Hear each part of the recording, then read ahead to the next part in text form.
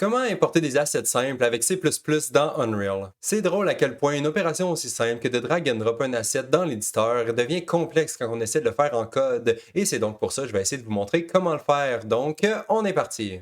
Donc, quand on essaie d'importer un asset dans Unreal, il faut faire deux étapes. Il faut premièrement créer notre task d'import et lui passer tous les settings qu'on veut. Et ensuite, il faut processer cette task d'import-là. Et au final, ça devrait nous retourner l'asset qu'on essaie d'importer. Donc, on va séparer ça en trois fonctions. La première fonction va être la création de notre import task, juste ici. Et on va se servir de cette fonction-là pour nous créer notre task d'import. Donc, pour pouvoir créer une task d'import, on a besoin du path de l'asset qu'on veut importer, évidemment. On a besoin du path de l'endroit où on veut sauvegarder notre nouvel asset dans l'éditeur.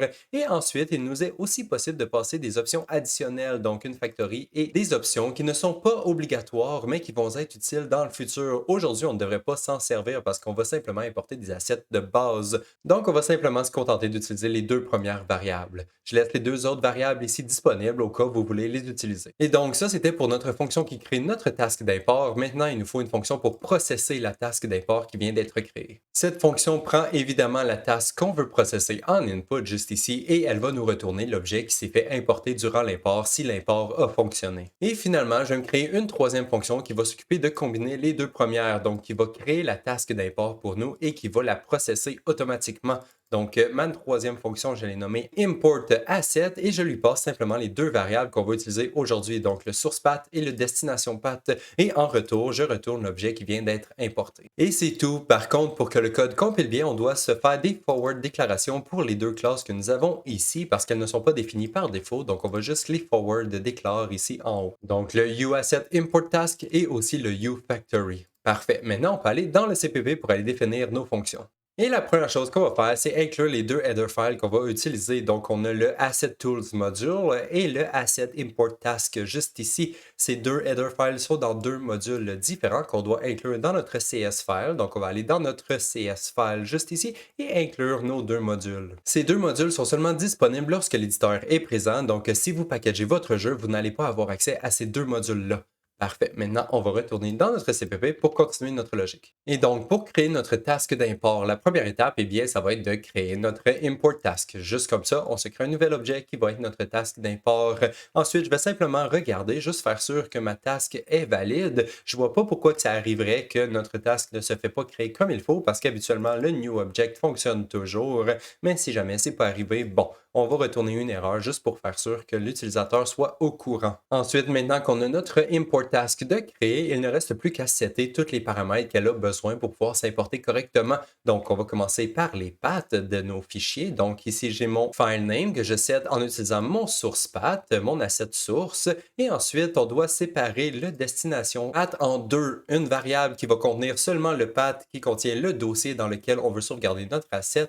Et ensuite, on a le destination name qui doit seulement contenir le nom de notre fichier qu'on veut créer. Ensuite, il y a d'autres options qu'on peut setter dans notre task. Donc, on peut commencer par lui dire si on veut sauvegarder notre asset ou non une fois que l'asset est créé. On peut lui dire que l'import actuel est une tâche automatisée, donc ça ne va pas montrer d'option à l'utilisateur et bloquer le flow de l'exécution. Ensuite, on peut lui dire que ce n'est pas async, ça va vraiment s'exécuter directement. On peut lui dire qu'on lui permet de remplacer les fichiers qui ont déjà été importés avant, donc ça va remplacer les fichiers. Mais par contre, j'ai décidé de ne pas remplacer les settings qui existaient déjà sur notre asset précédent. Et bon, toutes ces variables-là ici, c'est mes choix à moi, c'est les settings que moi je veux appliquer à mes imports, mais vous pouvez évidemment les remplacer par vos préférences. Ou encore mieux, vous pouvez les ajouter en input à votre fonction et comme ça, vous allez pouvoir décider d'une tâche à l'autre. Ça va être quoi ces settings-là qui sont ici? Bon, parfait. Maintenant, il reste juste une dernière petite chose à faire et c'est de passer nos factories et nos options à notre import task. Et c'est aussi simple que ça. Je sais que j'ai dit qu'on n'allait pas les utiliser aujourd'hui, mais au moins notre task va être au courant des options si jamais on décide de lui passer. Comme ça, si jamais vous décidez de le faire de votre côté, le code va continuer de fonctionner. Parfait. Donc là, notre task est setup comme il faut. Il reste juste à la retourner à la fin et c'est exactement ça que je vais faire ici. Je vais dire que j'ai réussi à me créer ma task comme il faut, me rajouter un petit peu d'informations et ensuite retourner ma task à la fin de la fonction. Et maintenant, on peut passer à la prochaine étape qui est de processer notre task. Et première chose que je vais faire, c'est m'assurer que la task que je reçois en input est valide. Donc, si elle est égale à nul pointeur, ça veut dire que la task n'est pas valide et on ne veut pas essayer de la processer parce que ça ne fait pas de sens. Donc, je vais simplement retourner juste ici et retourner un petit message d'erreur disant que ma task n'était pas valide. Et ensuite, maintenant qu'on sait que notre task est valide, il ne reste plus qu'à la processer, mais c'est pas si simple que ça. Parce qu'il faut tout d'abord avoir accès au Asset Tools module qui est juste ici. Donc, on peut accéder au Asset Tool module et ensuite, on va regarder, bon, si le module est valide parce que s'il n'est pas valide, il ne sera pas capable d'importer notre task. Et une fois qu'on est sûr que l'Asset Tool module est valide et que notre task est valide elle aussi, là, on peut finalement demander à notre Asset Tool module d'importer notre task. Donc, notre task se fait importer. Maintenant, je vais juste regarder pour voir si la task a fonctionné. Donc, pour faire ça, je vais simplement regarder si notre import task, pendant qu'elle a été processée, elle a importé des objets. Si jamais la liste d'objets qui a été importée est égale à 0, eh bien, ça veut dire qu'il n'y a aucun objet qui a été importé et ça, c'est pas bon. Ça veut dire que la task, elle a fail. Donc, c'est ça que je vais retourner en message de retour. Mais par contre, dans le cas où ce que l'import a fonctionné et qu'elle a réussi à importer au moins un objet, je vais retourner l'objet que je veux en retour. Et l'objet que je veux, eh bien, c'est l'objet qu'on a demandé au tout début, donc le destination path slash le destination name. Et la raison pourquoi que je load l'objet de cette façon et que je ne fais pas juste prendre le premier objet qui se trouve dans notre liste d'objets ici, c'est parce qu'on ne sait pas dans quel ordre que les objets vont être dans cette liste. Et dans le cas, par exemple, d'un skeletal mesh, ça peut importer un skeleton et un physique asset. Et ce n'est pas les assets qui nous intéressent dans mon cas. Ce qu'on veut retourner en retour, c'est le skeletal mesh qui va être l'asset qui va se retrouver au path qu'on lui a demandé au tout début. Et c'est aussi simple que ça. Donc là, on a notre asset ici qu'on vient juste d'importer et là, je vais simplement le retourner à la fin de ma fonction juste ici. Et c'est tout. Maintenant, on peut simplement aller regarder notre dernière fonction qui va s'occuper de wrapper les deux premières fonctions. Et en fait, la logique est relativement très simple. On fait simplement, premièrement, créer notre import task en utilisant notre première fonction. Ensuite, on peut simplement dire à notre deuxième fonction de processer notre import task et ça devrait nous retourner notre asset qu'on peut simplement retourner à la fin de la fonction juste ici. Et c'est tout. Maintenant, c'est temps d'aller dans Unreal pour tester tout ça.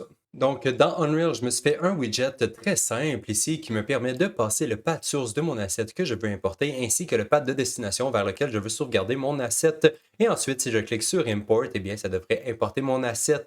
Si je vais voir dans le graphe ici, je fais simplement appeler ma fonction Import Asset en lui passant le path source et le path de destination. Et on va s'en servir pour essayer d'importer les assets qu'on a juste ici à droite. Donc, je vais retourner dans mon level juste ici, je vais retourner dans mon content et je vais faire rouler mon éditeur Utility Widget juste comme ça. Et maintenant, si je clique sur Import, ça devrait essayer d'importer ma texture ici, qui est ma texture qui est juste là. Si je clique sur Import, et voilà, Import Asset Succeeded. Et j'ai un nouveau dossier qui a été créé juste ici. Et à l'intérieur du dossier, j'ai ma texture qui n'est pas sauvegardée parce que dans les settings que j'ai mis dans ma tâche d'import, j'ai décidé de ne pas sauvegarder mes assets lorsqu'ils sont importés. Et maintenant, je vais essayer d'importer mon son que j'ai juste ici. Donc, je vais juste renommer mes paths, juste voilà. Maintenant, je vais importer mon son dans Unreal. Donc, si je clique sur Import, maintenant, ça devrait importer l'asset de son qui est juste ici.